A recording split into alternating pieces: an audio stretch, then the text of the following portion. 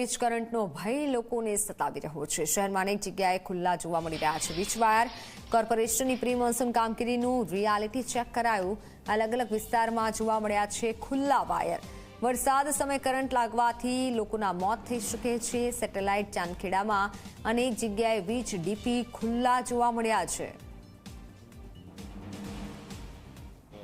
ચોમાસાની સિઝન છે અને વારંવાર આપણે એવા કિસ્સાઓ સાંભળીએ છીએ કે જેમાં ચોમાસાની સિઝનમાં વીજ કરંટ લાગવાના કારણે લોકોનું મોત થઈ જાય છે અથવા તો લોકો હોસ્પિટલમાં ખસેડવાની ફરજ પડે છે। એવામાં અત્યારે અલગ અલગ જગ્યાઓએ જે રિયાલિટી ચેક કરવામાં આવી રહ્યું છે એમાં દ્રશ્યો હાલ આપ જોઈ શકો છો। જુદા જુદા 4 રસ્તાઓ હોય અથવા તો વીજ પોલ હોય અથવા તો જે મીટર લગાડવામાં આવ્યા છે એના દરવાજા ખુલ્લા અથવા તો વાયર છૂટા એવી પરિસ્થિતિ જોવા મળી રહી છે।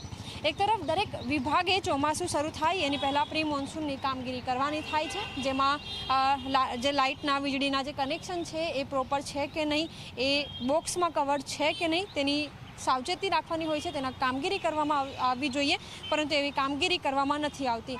હાલ જે દ્રશ્યો આપ જોઈ રહ્યા છો એ માનસરોવર સર્કલ આગળના છે, જે ચાંદખેડા વિસ્તારમાં છે, પરંતુ આ દ્રશ્યો માત્ર આ જ વિસ્તાર સુધી સીમિત નથી થતા, પરંતુ શહેરના જુદા જુદા વિસ્તારો, ભલે એ સેટેલાઇટ જેવો વિસ્તાર હોય કે પછી શહેરનો પૂર્વ ભાગ હોય, પરંતુ આ જ પ્રકારની સ્થિતિ જોવા મળી રહી છે।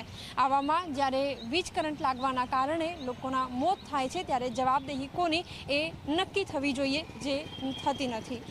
કેમેરામેન અમિત મકવાણા સાથે સપના શર્મા, ઝી 24 કલાક, અમદાવાદ। તો હાલ સમાચારોમાં સમય